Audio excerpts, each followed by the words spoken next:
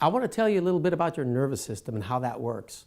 And I want to use a metaphor which I call the bucket of resilience.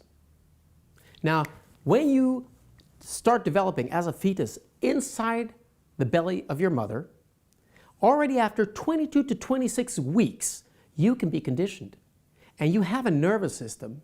You don't have cognition yet and everything, but you can tell light and darkness and sounds, and you can notice your mom's nervous system alert levels. So, what you have is like a bucket. The same kind of bucket that you would use to collect rainwater, or the one you would have in a boat if it starts raining and you want the water, to go out of the boat. So this is your bucket of resilience, and stress in any shape or form is like rain filling that bucket. Now, as the bucket fills up, your stress levels rise. Your resilience is the distance from where your stress level is right now up to the top. Stress levels go up in a day for different reasons. It could be good, it could be bad, it just goes up. The idea is that at night, when you sleep, the bucket is emptied. So a good night's sleep will lower your stress levels so you wake up fine and preserved. If you have a bad night's sleep and you don't get the rest you need, you will wake up with your bucket full to 1/3 or maybe half full. Maybe you sleep in a way that your bucket never really empties. That means you have a base tension, which is that. All right, so as the bucket fills up with stress, what will happen is that when you come really close to overflowing, you'll start noticing that your bucket is full because your resilience is less. You will react to things that normally don't disturb you a little bit more than the situation calls for. You spill coffee on your pants, you don't go, spilled some coffee on my pants. You go, I spilled coffee on my pants, and it's somebody else's fault. That's what happens up here. Also, you start getting physical symptoms because it's been filled for a while. You start getting headaches. You start getting indigestion. Your nervous system is fired up. Now, when your bucket fills over the sides, that's when you can have a panic reaction, or you could go into apathy. You wake up in the morning and you can't get out of bed. You're just lying there thinking, I should get out, but I can't. That is a fight and flight response. It's a freeze response that kicks in because your bucket is full. Your system says, don't do anything, don't move, don't even think about it until we get this bucket emptied. Now, this is the everyday stress that can fill up, and reasons why it doesn't empty could be that the stress is bigger than your relaxation, or that when you sleep, you're actually not rejuvenating properly. But there's another fact that can fill the bucket really fast and works in a different way. This is when something happens, anything, that fills your bucket all the way up in an instant. That kind of experience is called traumatic. Now, if your bucket is empty, a traumatic experience is quite big. It takes a lot to perturb you. But if your bucket is half full, a smaller experience could fill it all so that it overflows. Traumatic experience is an experience where something of value to you, your integrity, your safety, your personal, your prestige, something is at risk of being lost. Also, there is no escape. Also, no escape can be something you perceive. It doesn't have to be for real. Now, we have a lovely nervous system and it's there to protect us.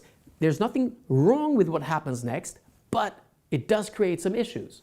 Because if there is a traumatic experience, let's say already in the belly of your mother walks out into the street and the car goes beep. She gets really agitated and jumps up on the sidewalk. Her nervous system goes boom, boom, boom, boom, boom, boom. Inside, the fetus registers noise, beep, life danger, right? So that noise is registered into your nervous system as a button. And that button is there to save your life once you're born. The way it works is, this is a conditioning that is potentiated into your nervous system in the amygdala. Now, the mother maybe realizes, well, it wasn't so bad, and walks on and forgets about it. But the child is born, and at a later point in life, at around 10 years maybe, the child walks out into the street, everything has been fine, and all of a sudden a car honks with that exact same noise going meep. And all of a sudden the child gets really scared and cold sweaty and heart starts beating and thinks, my God, I'm having a panic reaction for nothing. I must be broken. No, it's a conditioning that was made prenatally. And I'm saying this just so you understand that conditioning can happen from week 22 to 26, and then it goes on the rest of your life. That experience in itself can be a new traumatic experience, and everything that happens when we have a traumatic experience gets these buttons. They're called triggers, right? So the triggers are coded in our senses. One trigger could be noise, it could be smell, it could be visual information. And that information is coded in 3 categories, right? So category 1, immediately recognizable threats, right? If you see a big dog coming towards you, immediately recognizable threat if it's a threatening dog. So the visual of a big threatening dog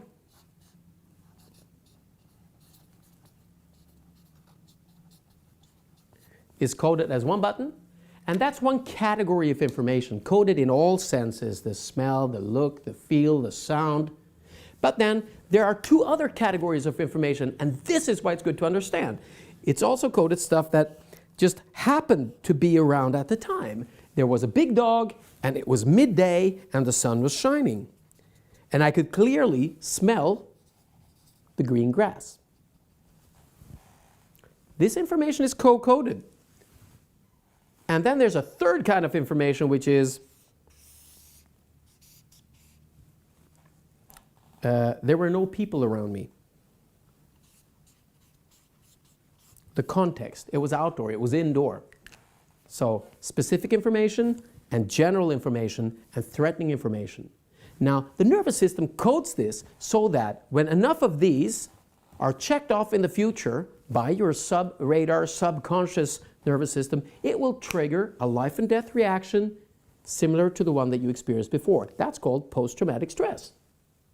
And post-traumatic stress can listen just to your imagination. So if you smell the grass, have the same sun, there's no people, and you imagine there's a dog, your nervous system will act as if that was a real truth, not a fantasy. Which means that it's a conditioned reaction to certain stimuli that will trigger a traumatic response, but you may have no idea what it's about because there was no dog around. Now, the reason this is good to understand is that what can be conditioned can be deconditioned, right? So when you decondition something in the nervous system or depotentiate, it means that if you activate the circuits of this checklist, the checklist going dogs, including grass, including sun, including no people, including a sound, if you can calm the nervous system down while this circuit is active, it's basically like an alarm in a car that starts and triggers for reasons you don't know, and then you just fine-tune it until it turns off, which means you can notice all these things, but the emotional response doesn't happen anymore. Then you've depotentiated the traumatic reaction, and it won't trigger anymore. And basically, you could compare it actually to a guitar. I use this metaphor because when you have tension in your body, the tone of emotion can be fired. And if you loosen the tension in your body so much that the string is completely loose, then when you hit the string, there will be no tone, there's no emotional response. So basically, when your nervous system is relaxed, mentally and physically, you don't get the emotional response. So most of the depotentiation process is actually just accessing that neurological circuit and relaxing. And there are many techniques for that. One of them is tapping. One of them is havening. One of them is deep relaxation, medication, music, laughter, joking. Something that stabilizes you will untrigger that response. So to sum it up, we have a bucket of resilience that fills up with daily stress. If we don't sleep or don't sleep and rest as we sleep, it will fill up. In 3 days, most people can experience a burnout or a psychotic experience because the bucket is simply full for lack of sleep. If you relax properly, it empties out, there's not a worry. You don't know if it's full because you will notice that it's filling up because you react more than you should. You overreact emotionally to things. A traumatic experience will fill it up immediately, and even anything that reminds you of something around that experience can trigger that traumatic response at a later point in life. I hope this has been useful. Check out those techniques.